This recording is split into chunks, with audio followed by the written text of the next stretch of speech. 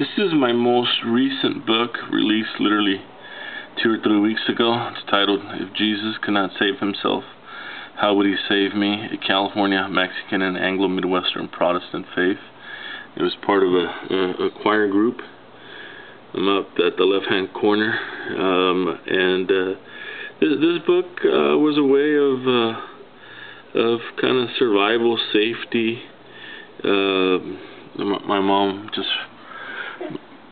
My mom was raised as a Protestant, as a Seventh-day Adventist, and so my mother didn't oppose, didn't have those those views of only Catholics. We weren't even really raised Catholic.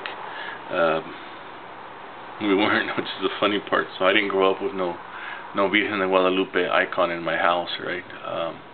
If we did have a religion, it was Apache brujeria, right? It was the Apache view, and that's different. It's more about energy, positive and negative, and so that was really it. We weren't raised, but when I would go down to Mexicali, Baja California, we used to go to this little church with my grandmother, who was the Seventh-day Adventist, out in the middle of nowhere, but it was beautiful.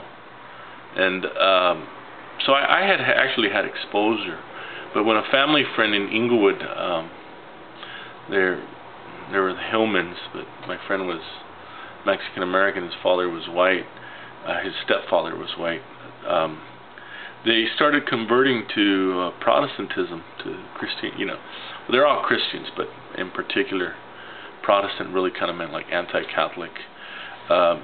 They brought us, all the neighborhood kids, along with them, and I in particular was one who went along because I wanted to belong, and they had better goodies. Yeah, I was a whore.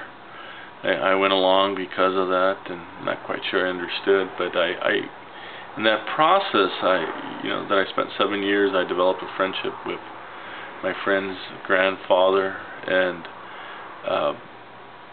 these people believed, and I judged them for how they treated me, which generally was positive, especially with Mr. Hillman, who died in '87. He's my friend, and he passed away, but and that's when I stopped attending that church. But in the process, I got exposed to anti-rock and roll sermons and creationism stories and anti-Darwin sermons, prayer groups, speaking in tongues, and I'm not bad-mouthing it.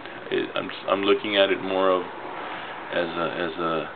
I see it as a positive experience. So I don't believe in any branch of Christianity.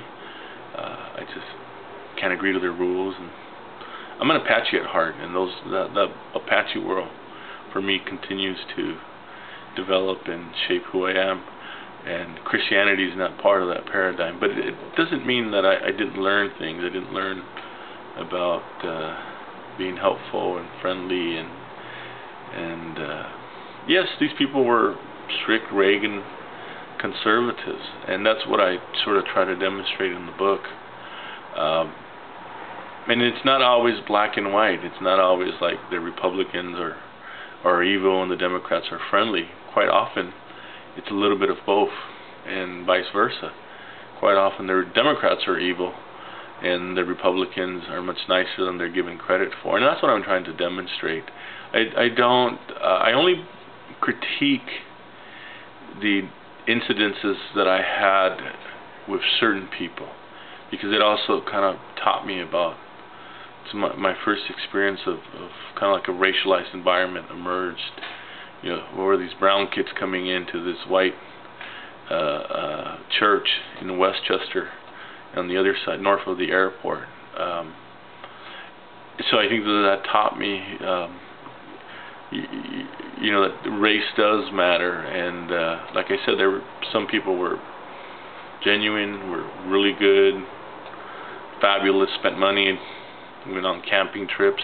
But then there were other people that were part of that same group that were racist bigots and jerks, that if I came across one, I'd kick his ass.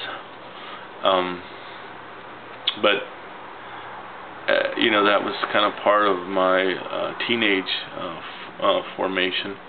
But I also learned as I became a man at 18 that I just had to move on, and that's what the book is about, and that's where I ended. So I'm actually really proud of this book because I take the title of Jesus Could Not Save Himself, How Would He Save Me? From the fact that yeah, you know, when you grew up in Lenox, you don't feel like you're saved, right? And that was my particular view. But this is the latest of my book. I do have another one coming out on I don't know when, but depends on the publisher, through Floating Canto Press, called Always Present. It's about the Apache witchcraft and how it manifested itself in my life. And I'd like to write 2 other books. One was when it was about moving, because we were always moving. Widowed mother, just instability. Then the other one was one of those moves. My mom took us to Riverside, and it was only for 6 months, but boy, I felt like the longest 6 months of my life, and I'd like to go back and just kind of explore what I remember, because even today, my mother, sorry about the dog, my mother says I won't go to Riverside even if I was dead. So it obviously shaped her in that negative way. So those are my next projects. I don't know when I'll write them. I don't know. It just you take hiatus, and when it comes out, it comes out. But I want to say thank you for your time, for dedication, and just listening to me. I hope I didn't bore you, and I didn't piss you off. Rodrigo has my information if any of you guys are ever interested in contact. And thank you very much. Take care. Bye.